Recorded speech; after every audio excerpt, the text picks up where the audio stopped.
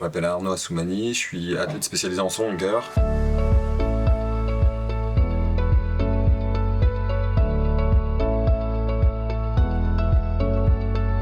J'ai participé à mes 6e Jeux paralympiques à Paris en 2024 et je suis également engagé pour le sport développement et aux côtés de Play depuis maintenant quasiment 10 ans.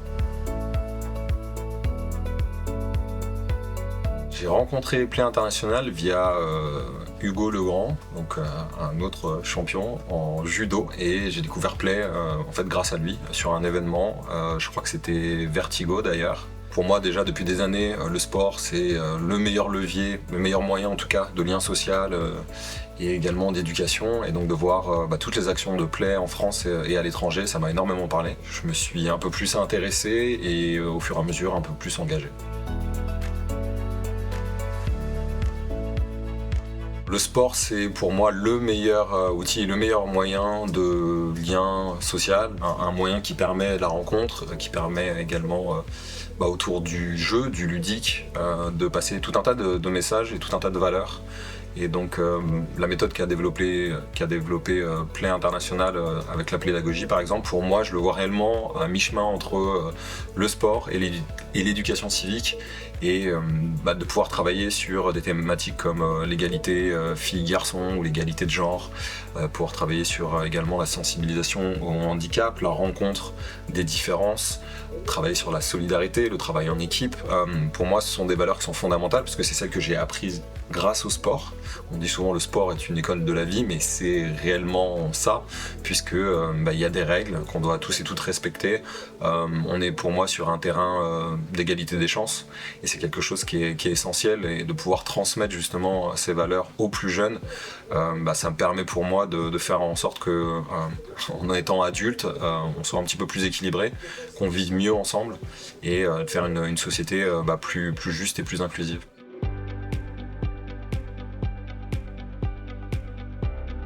Avec Play d'abord, j'ai été sur plusieurs actions et événements en France, mais Play n'est pas qu'en France et également à l'international, et donc j'ai eu la chance d'aller la première fois à Mayotte. Donc moi, mon père est originaire des Comores. Mayotte est une des 4 îles de l'archipel, faisait partie des Comores et aujourd'hui est un département français.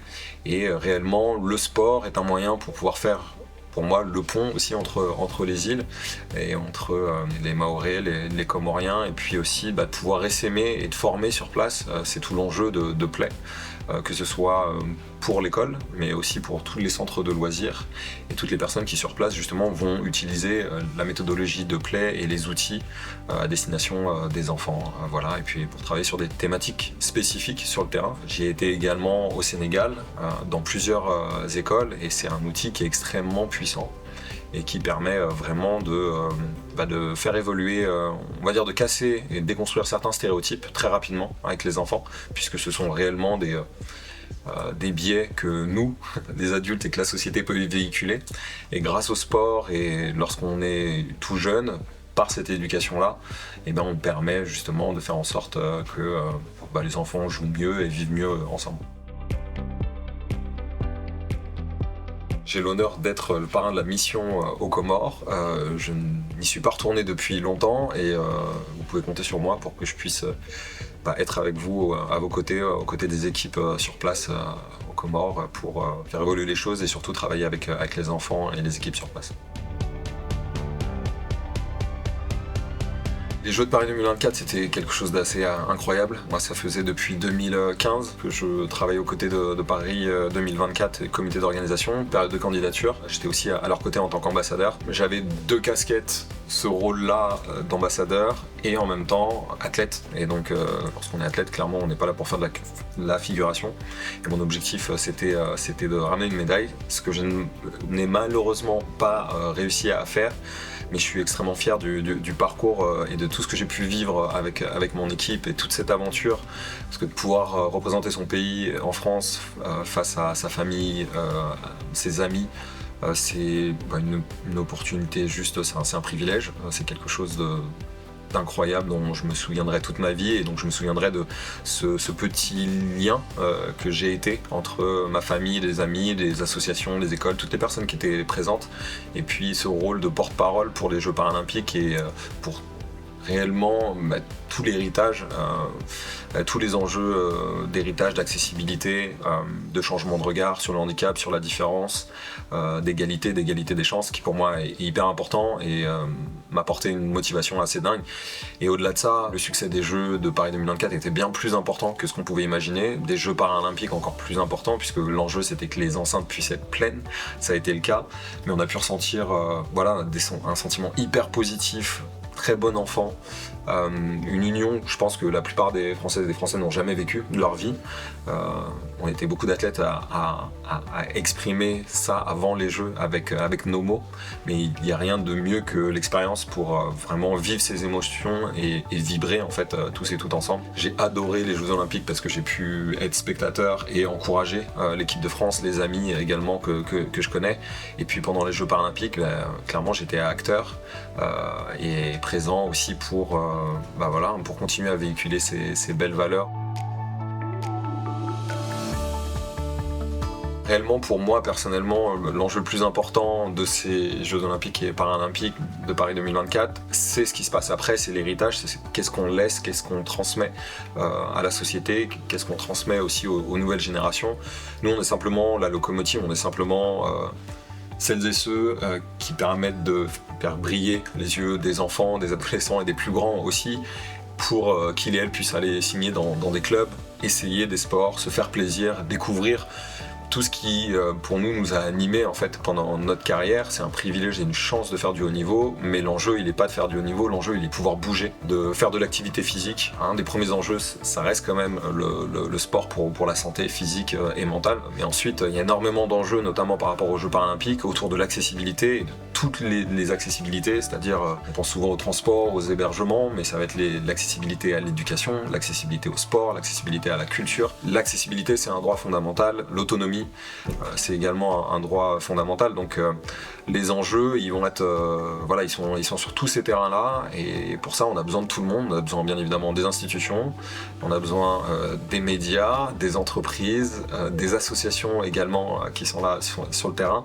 Voilà, il y a besoin de moyens, il y a besoin de s'organiser, il y a besoin réellement d'avoir un plan, parce que c'est pas quelque chose qui s'improvise. Paris 2024 avait également un objectif d'héritage. Je faisais partie d'ailleurs bénévolement du jury du comité de fonds de dotation Impact et Héritage, mais pour pouvoir pérenniser toutes les actions, effectivement c'est un travail sur le long cours comme peut le faire Play International.